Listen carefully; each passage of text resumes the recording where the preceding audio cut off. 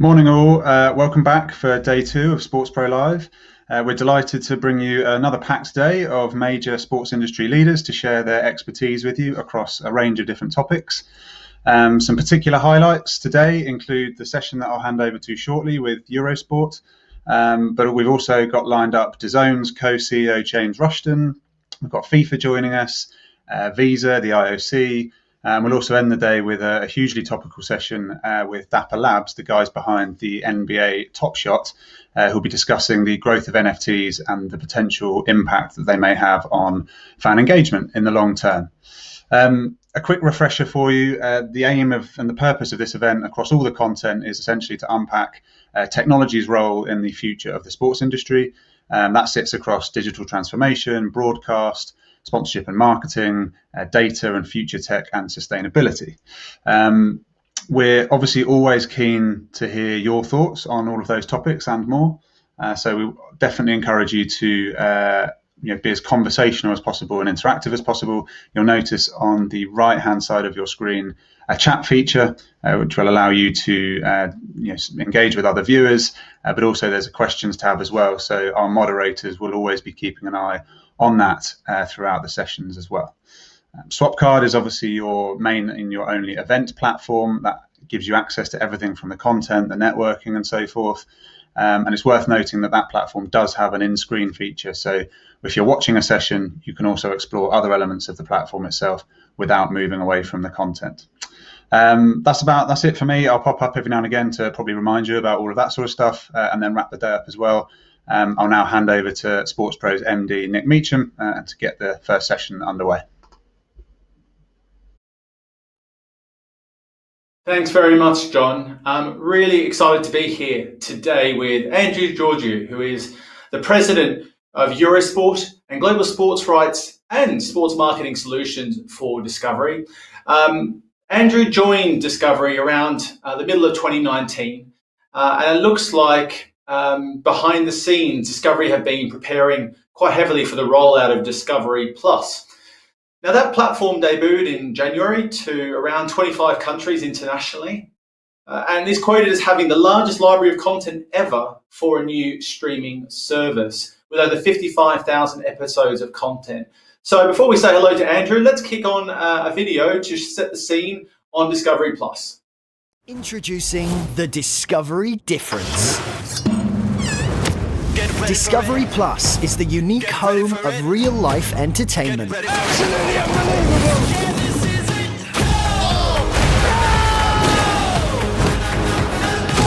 Packed with original, exclusive documentaries and series. An exclusive investigation reveals just what fueled and destroyed the world's greatest player. I see something straight out of a science fiction movie. Plus tens of thousands of titles from the world's best real-life brands and producers.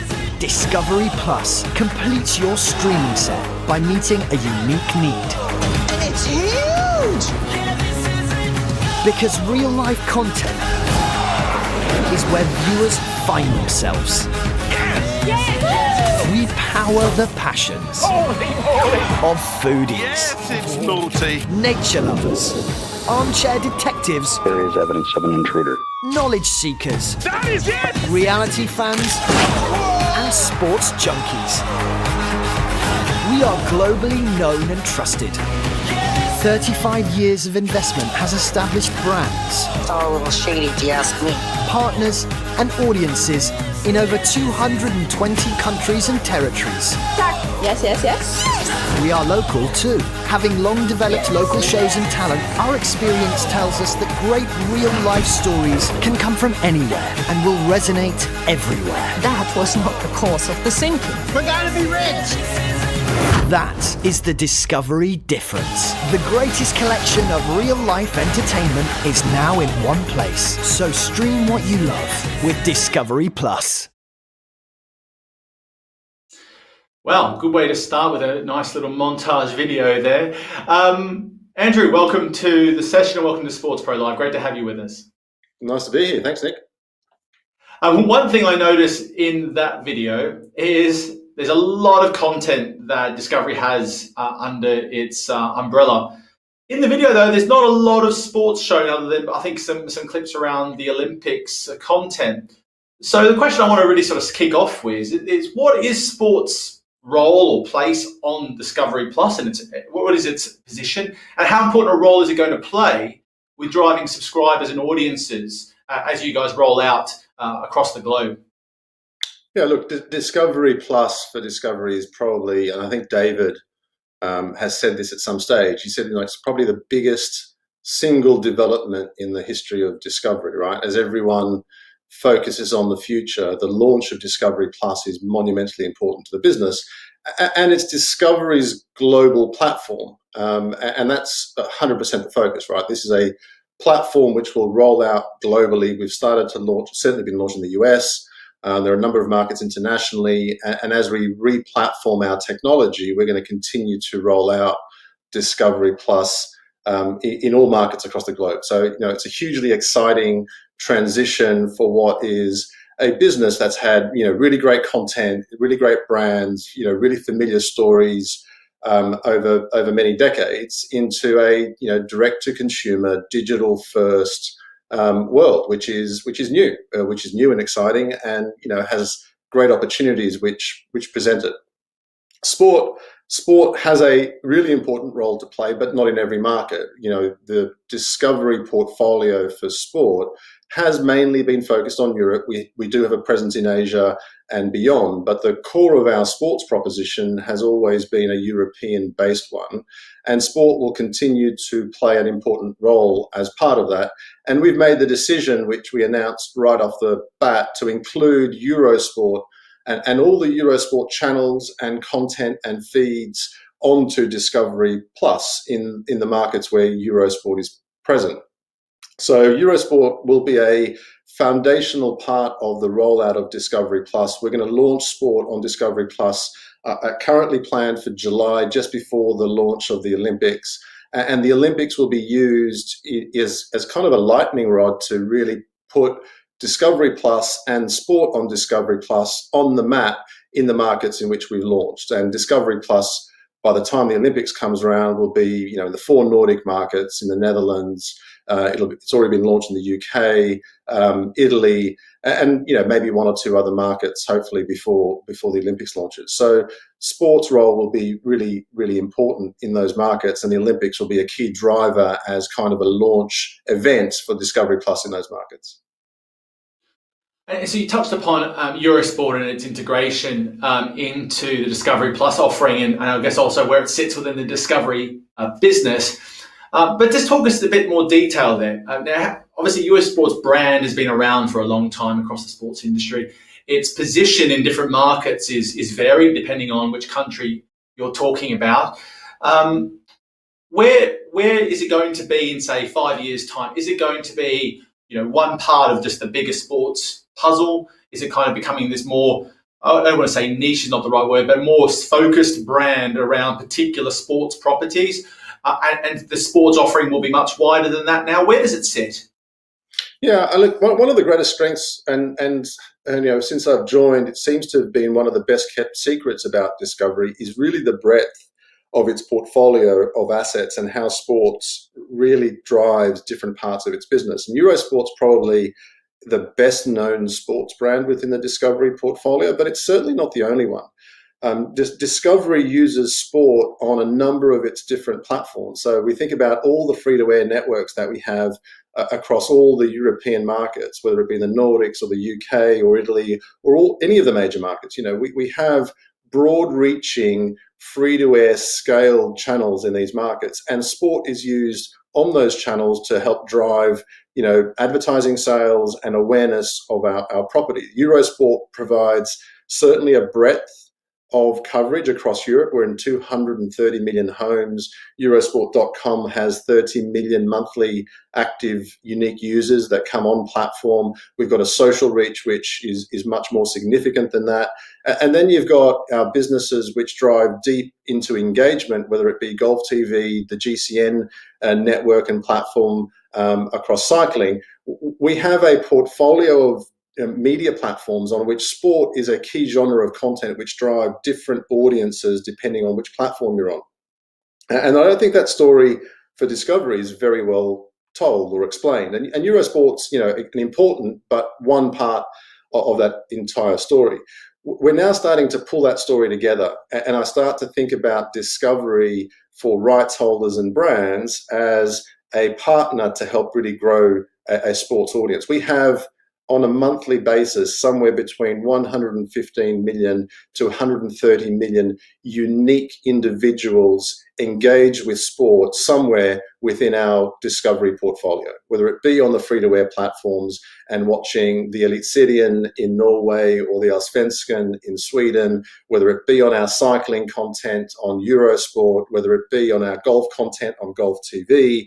We have 115 to 130 million unique individuals engaging with sport across Discovery. So, we have a pretty big sports business and a pretty big sports audience, which is an attractive proposition for rights holders and brands.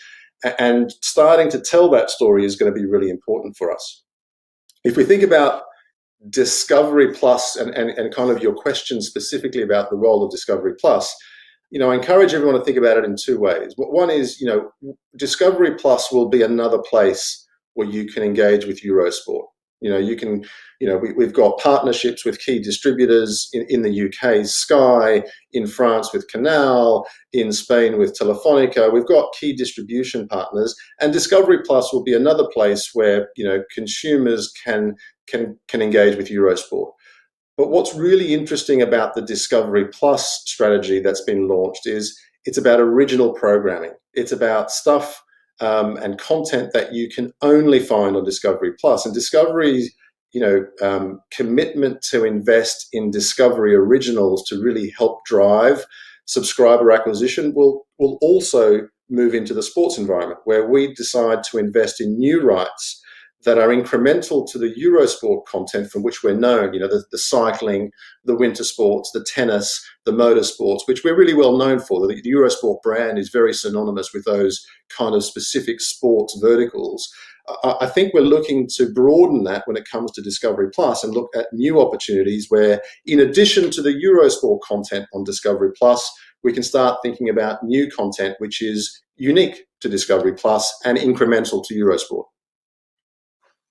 Actually, one of the things you brought up there is the value that Discovery and Discovery Plus will have for rights holders, but also for brands.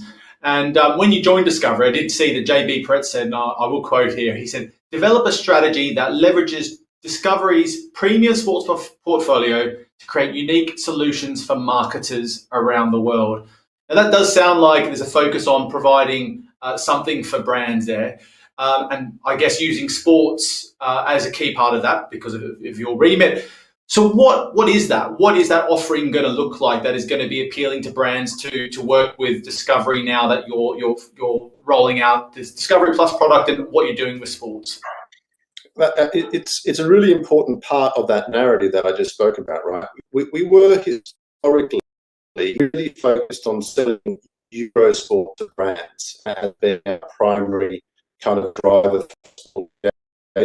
As you start to think about all the different touch points and the opportunities for brands on a pan-European basis to get broad reach, or on a local basis through our free-to-air platforms to get real scale, or on an engagement basis with our digital products to get really in-depth, engaged access to hardcore sports fans.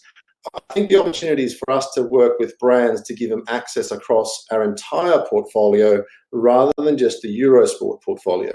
And we're starting to see that really come to fruition. We've for example, we've put golf, our long-term golf deal with the PGA Tour, and we've decided to put that golf content on Eurosport in 30 markets. And as more markets come available on a market-by-market basis, we'll continue to roll that out. And what that does is it allows brands to say, okay, I can get scaled audience reach on Eurosport, but I can get really in-depth engagement on our digital platforms that gives me the best of both worlds. And we're starting to unlock that value for brands in situations where previously you could do one or the other, but you couldn't come to somewhere and actually do both. And that opportunity at either a local level or at a European level is something that we're starting to get real momentum in. Beyond that, we're also starting to build that into events as well. And the events business is another important string to the Eurosport and Discovery bow that we're starting to really build on. So between experiential opportunities for brands at events, between scaled opportunity from our free-to-air and Eurosport networks to really in-depth digital engagement on our digital platforms, we now provide a much broader, deeper opportunity for brands to really engage with sports fans. Okay, so you talked about unlocking that. You're in that process now. Have you got any examples of those coming to fruition, or is it more that you're developing this strategy now as part of the rollout of the Plus proposition? Oh, no, we've got real life examples. I mean, the stuff that we're doing with Bridgestone, for example, around the Olympics, and how we're unlocking that across both Eurosport platforms, Discovery content. You know, we're working with Bridgestone to actually create content that's not even necessarily sporting related, that we're using the broader Discovery portfolio and platform to create distribution reach for. So, you know, think of it as, you know, specific programming that supports the Bridgestone narrative that we're then producing and actually using the Discovery platforms to distribute. You've got Eurosport as one of the places where, you know, the home of the Olympics in Europe, but then you've got the Discovery Plus opportunity, and then you'll have Olympic cycling on GCN, and you'll have Olympic golf on Golf TV, and how Bridgestone engages with those audiences. And you think about, you know, tyres and cycling for Bridgestone, you think about golf balls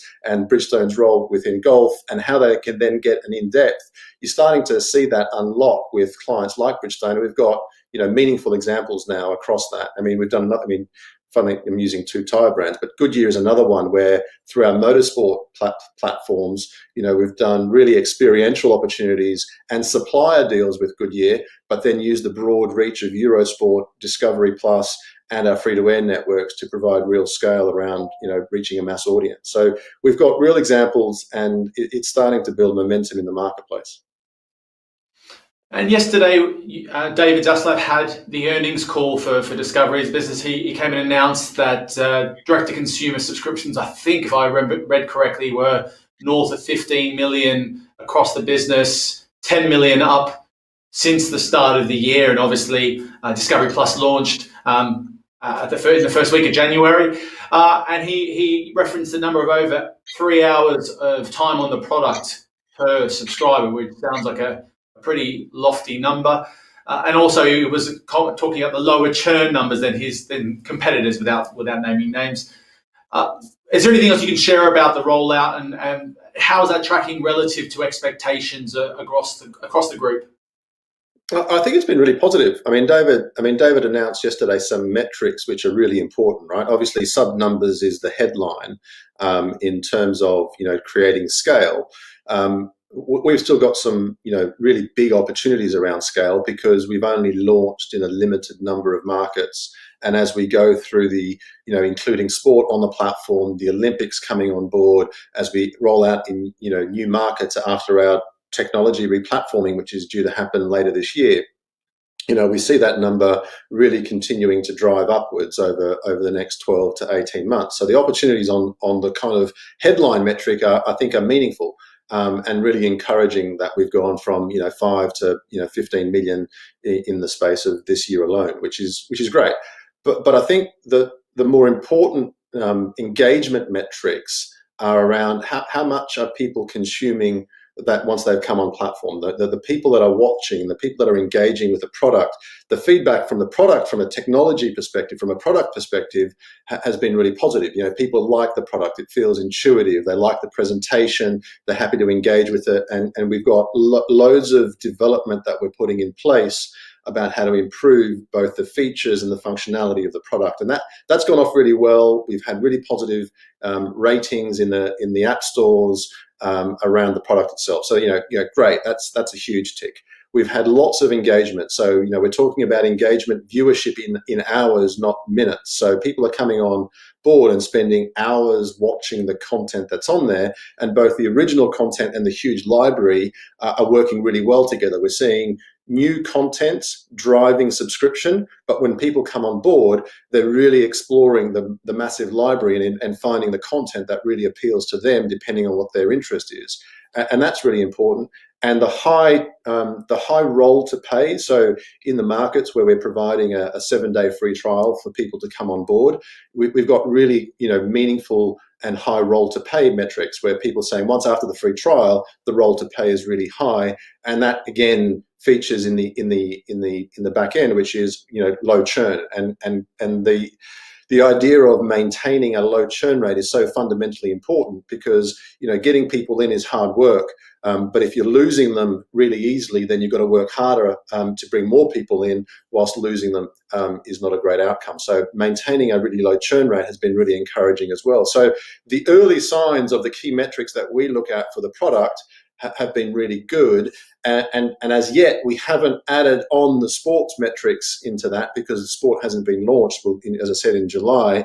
And the metrics that we have on Eurosport Player, in addition to what we're seeing on Discovery Plus, are huge, right? Because the churn that we have on Eurosport Player is also really low. We've got great engagement on Eurosport Player within the cohorts of users that come on for the sport. So I see that only improving once we launch sport on Discovery Plus as well. So really happy with what we've seen so far. Look, long way to go.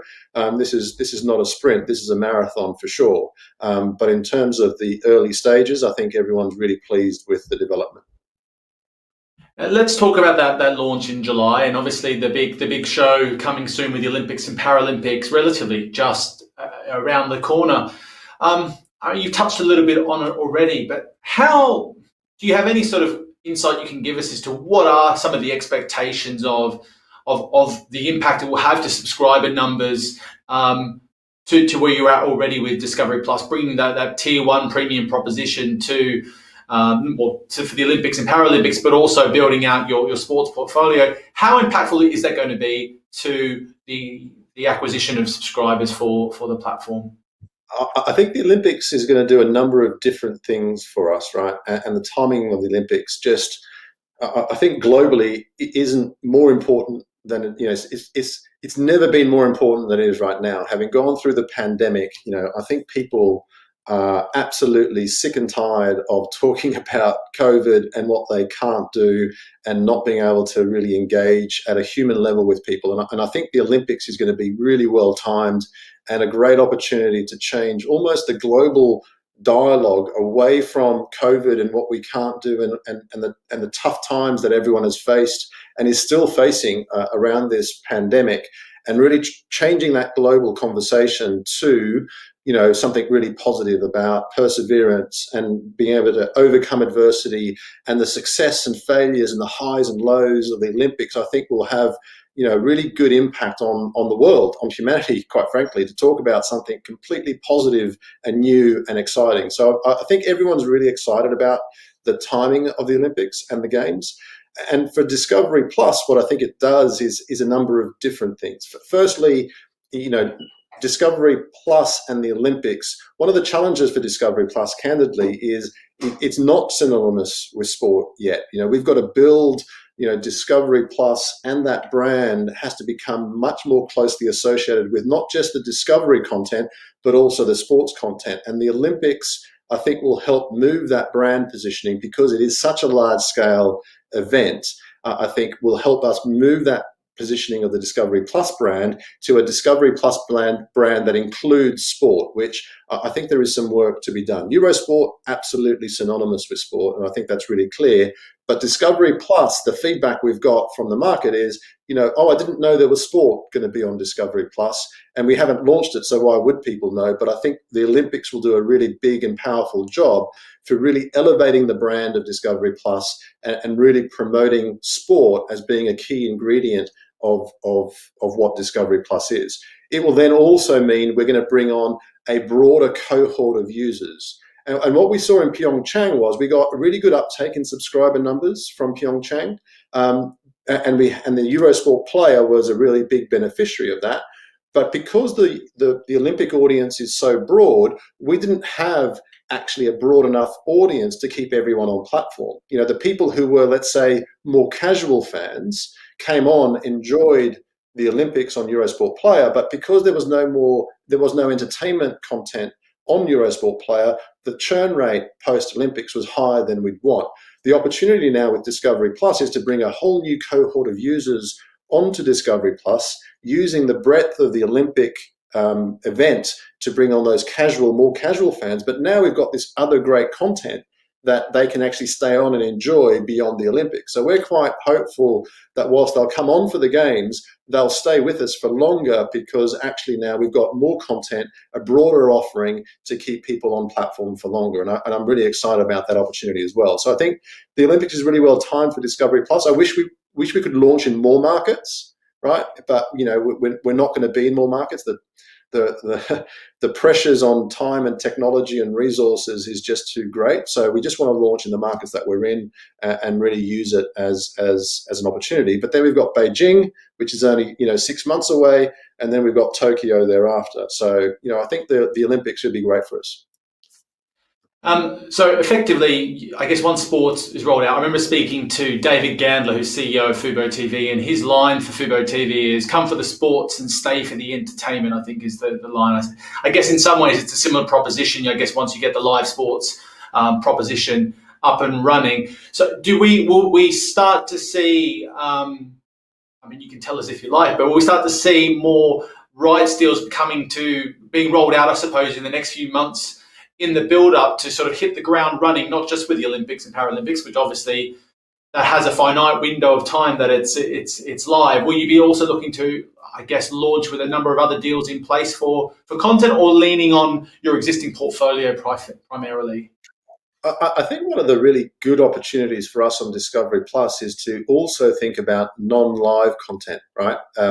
Eurosport has been a destination previously where everyone came for the live content, and sports platforms, generally speaking, have been really good at live. What sports platforms have been less good at is kind of the original programming, the more in depth, behind the scenes, the more personal, the more individual stories that go with it, the more social stories that go with it, that have been on platform. But we've always struggled to keep people on platform with those stories. Discovery Plus now, because it's a broader audience, and because there is an opportunity to tell a story to a more entertainment-focused audience, I think one of the great opportunities for us is not just new rights and launching new rights on our platform, but also to talk and tell the untold stories in an environment where we've got a broader audience to tell that story to, and finding new audiences that might not want to engage strictly with just the live, but love a good story. And if we can tell those stories, I think we'll engage broader audiences. So that is something that we're also leaning into, in addition to what you've just described, which is new rights, new opportunities. But the ability to tell broader stories for us on Discovery Plus is something that's really new and exciting. And you saw in that reel that we showed right at the top, we've got the What Killed Maradona show that we did, or the Liverpool Eye of the Storm show that we did earlier this year. You're starting now to see us branch into individual commissions that are beyond the live, that are telling and unlocking the power of sport more fully for an audience that might not be hardcore sports fans. And Discovery Plus, I think, also presents that opportunity for us to tell those stories, which is really exciting. Absolutely. Now, a couple of questions coming in from the audience. I might throw a couple at you to break up the rhythm a little bit. Sure. Question here from Jeremy Evans. I'm not sure how much you can say on the law part, but let's go with it and see where we get to. From a competition law and markets perspective, what are the short and long-term implications for the future value of TV rights globally from the EPL's statement that it intends to roll forward its domestic contracts with the recent announcements with BT, Sky and Amazon to protect the current value? What's your take on that sort of initiative? I think it's a really important question, actually, because as I think about the right strategies moving forward and the transition of a model which was predicated on cable television, right? And most of the sports rights are driven by a cable TV model, which is a well-set business model. The world knows what that model delivers and drives, and the value of that model. It's been hugely successful for decades. The new model is a little bit less certain, right? The new direct-to-consumer model is harder, it's different, it's evolving. And we're going through this transition between the old model and the new model and finding a new equilibrium in the marketplace. And as a result of that, rights holders and broadcasters need to think more long-term. In order to make this transition, we want opportunities that are 5 and 10 years, not 3 years, because 3 years just isn't enough time to make that transition. And the regulatory framework which was set up to protect competition in the old environment was perfectly suited to that old environment. But as we start thinking about the new environment, I think the regulators really need to think about what they're actually doing is potentially stifling the development of new competition in new markets by that old model.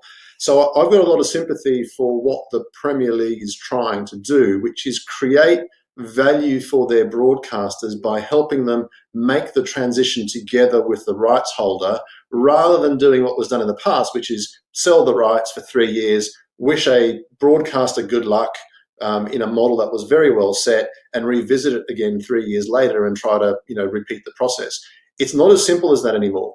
And the regulatory framework has to change to help rights holders and broadcasters make that transition more meaningfully. So I think the question's a really important one, and that regulatory environment has to change. And we've seen obviously in the US that most of the major tier 1 sports deals now are that 10-year window of time, because you can't, Rome wasn't built in a day, and if you've got to build a business around an expensive set of rights, you need time to be able to map that out. Otherwise, it's pretty hard to get to a place where it's worthwhile. One of the things I think also we're seeing with this sort of deal, and we've probably seen it in the previous cycle of rights as well, is BT Sport and obviously Sky started collaborating as well, which took away some of that competition with the carriage deal that they were sort of sharing the rights for. And now we're also seeing these potentially, quote unquote, is up for sale, so to speak, or assets and some of their brand. What do you think the future holds for a market like this? Do we have to get rid of all those regulations now? Are we in a place now where that's just not needed any longer? And does something like BT Sports a proposition? Is that appealing for a big broadcaster to jump into the UK market with, or is the cost for that likely the price tag too high to be appealing to big global broadcasters? What we know is that subscriber growth has stopped or is even declining, right? Finding subscribers in a cable environment is proving really difficult. And, the US has really set the pace in the number of cable households has declined rapidly in the last 7 to 8 years. The cable households in Europe is declining as well, not as quickly as the US, but is also declining. And cable operators have increased prices, I think, as much as they possibly can in order to compensate for the decline in subscriber numbers. So you're now at a point where the economic model is fully pregnant, it's fully mature. You're not going to get more value out of the current model based on the trends that we're seeing in the marketplace. So, as you think about the cable business, you've got to find new opportunities moving forward. And I think, BT looking to, if you believe the reports, sell BT Sport or find partners with BT Sport. I think anyone looking at that has got to have a longer term view about the transition from that model to a new model, rather than buying that asset as a standalone business and thinking they're going to just do more of the same for the long term, because I just don't see where the growth or the value comes from if that's the approach. So, for those that have got a long-term view like us, it's an interesting opportunity. For others, it may be less interesting. And now you touched upon a couple of the other propositions that fit within the Discovery portfolio on the sports side, and that is Golf TV and the Play Sports Group in the GCN network. Yesterday, you announced a deal to invest into Enduro sports organisation. And I think there's probably a lot we can take away from the type of relationship you're developing with rights holders more widely. Talk us through why you've done a deal with an organisation that maybe the wider industry is not too familiar with Enduro, and how that fits into the Play Sports Group and the cycling proposition you've got there.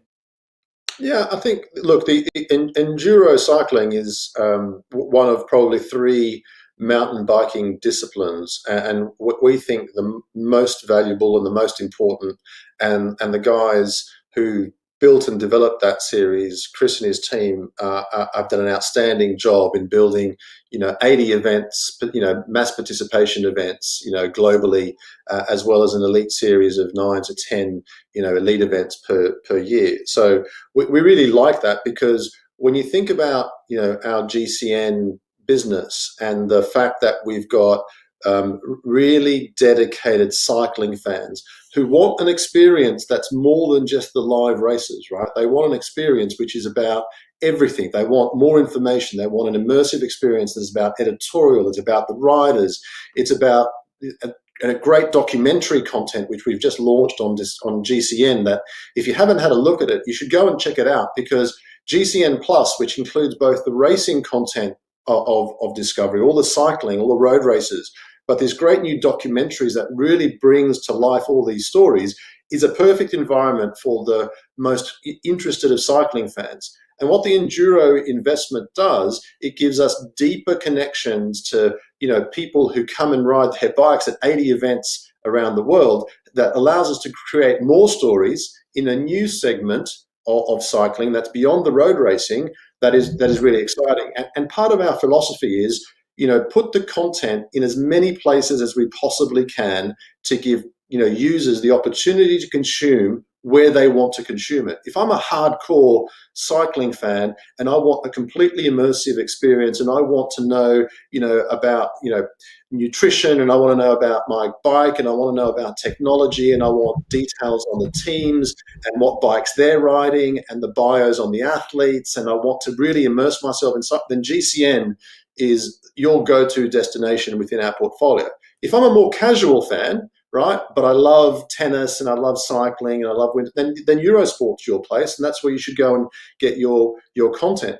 But if I'm an entertainment fan and I've got, I'm in a household and I've got 4 or 5 members of my household that enjoy, cooking and lifestyle and, general entertainment, but I also like cycling and I'm really only interested in the Grand Tours and I'm a much more casual sports fan, then Discovery Plus could be a great option for you. So the idea for us is, how do you provide opportunities for the consumer to choose? Let them choose where they want to watch, depending on what kind of consumer they are, and try to provide them the portfolio of opportunity within the Discovery universe to be able to do that.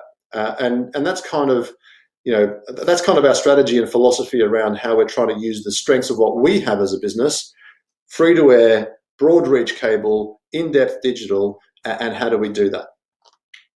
And so we've seen across the industry a huge, I call it proliferation of fragmentation with sports rights, where content's being cut left, right, and centre, sold in different bits and pieces. But it looks like Discovery's philosophy has been, we want the whole bag, and we will do with it, the best. We'll do the best possible, whether it's housing in a platform, to basically to what you've just described there.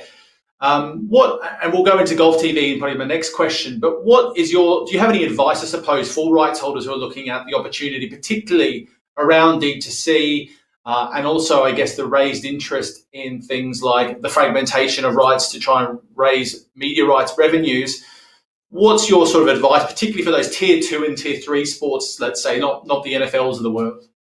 Yeah, I think rights holders and federations, leagues and clubs have a much more important role to play in the direct-to-consumer environment than they've ever had before.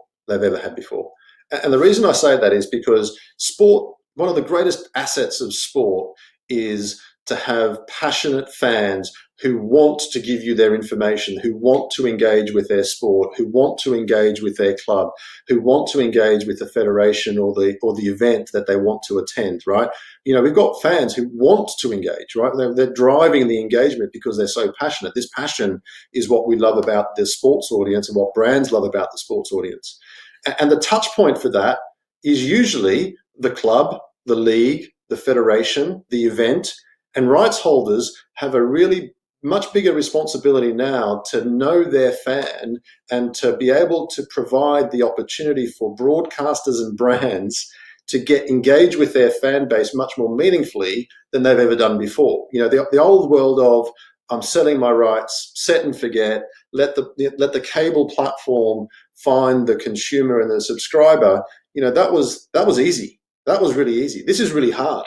This is really hard. Becoming a consumer business is really hard. So the better a federation knows their consumer, the better a sport knows their consumer and can engage with them and can help an OTT platform engage with them, the more interested we become in supporting and building that sport, because actually that engagement is really valuable to us. So, you know, if I was to encourage one thing for rights holders is get to know your fans better than Facebook knows your fans. Make sure you know who your fans are better than Facebook does, because if Facebook knows your fans better than you do, then every brand and every marketer is just going to go to Facebook and spend a CPM on addressing that fan rather than coming to you and really investing in building that sport. And that's what we want as an OTT platform as well, right? We want access to those fans. So that for me is really a really important transition for federations. Now, so you work with a number of rights holders. Do you, from a data perspective, talking more nuts and bolts, I suppose, what data are you able to share with your rights holder partners? Or is it you keep that more to yourself? Like, for example, I know Amazon's a pretty closed book with a lot of its rights holders. They pay a premium, but they will keep it to themselves. How do you guys navigate that? How supportive are you of them to know their fans if they're working with you? I think there are ways we can do it. Obviously, the GDPR regulations in Europe puts a certain framework around how you do that. But the way that we're talking with rights holders at the moment, and some of the opportunities which are active right now, is how do we aggregate that data into a place where the league, the federation, and the rights holder can actually use that data to access and engage with those fans in an opt-in, obviously, way, because that's what the legislation requires. But we wouldn't be adverse to actually working with federations to create that kind of centralized opportunity to help both the federations as well as brands, as well as ourselves, make sure we can share content across our platforms and engage with the fans where they consume, and make sure that we can actually then monetize that audience depending on where we sit. But we're all for that in principle and finding ways to do that. And we are actively talking with a couple of rights holders about, setting that up. Cool. We've only got a couple of minutes left, so we'll quickly go through. There's two good questions that have come in that I think will probably get us home here. But I mentioned Golf TV. Now that deal, I think the initial deal was a 10-year deal. James Toller's put a question forward of who actually drove the length of Discovery's deal. Was it PGA Tour, or was it Discovery saying we need a long-term run at this? And I guess quickly also on that, how has that performed? Obviously, you brought European Tour into the Golf TV mix as well. How's that performing to your expectations? So the deal happened before I joined, so I don't know who drove the length of the deal. Although I imagine it was, I think it was mutually beneficial to have a longer term deal between the PGA Tour and Discovery. And that's because it's exactly what we're trying to do, right? We're trying to create with the PGA Tour a digital platform where the federation, and us can create an ecosystem around which fans can engage. And the GCN and the Golf TV, strategy is quite similar in terms of what we're trying to achieve. The starting points are quite different, but the strategy is the same. Your GCN had a great social network, social following. The biggest cycling community online is the GCN community, right? Bigger than all the competitors, by a long way. And we're now trying to push that up into the video, the rights, and into the premium content, and really drive that audience up the funnel into that. Golf TV is almost the opposite of that, but getting to the same place. We've started with the rights, we're building the rights portfolio, but now starting to go down the funnel, trying to build those communities into a broad community base. And the beauty of what we've got is we start to migrate the value from cable television onto the digital platform, and the investment in Golf Digest has been really successful in trying to build that community through editorial, through instructional videos and coaching, and the stardom of the athletes that Golf Digest has you start to see, Tiger Woods on Eurosport, right? Which, until a year ago, you never would have done because we didn't really have access to Tiger Woods. But because of our relationship and the instructional videos that we have with him, we're now starting to play that back. So the Golf TV and the GCN properties really speak to a very common strategy, which is a deep engagement with hardcore golfing or cycling fans in an environment that is really rich for those fans to engage with, and it's going really well. I mean, the PGA Tour is happy, and I think we're really happy with it as well. Good stuff. Well, it looks like you guys are moving ahead with lots of exciting stuff to come over the next few months. Really excited to see how the launch goes, and obviously what you guys do pull off at the Olympics. So a big thank you to Andrew Georgiou from Discovery for joining us today, and thank you for everyone for watching at home.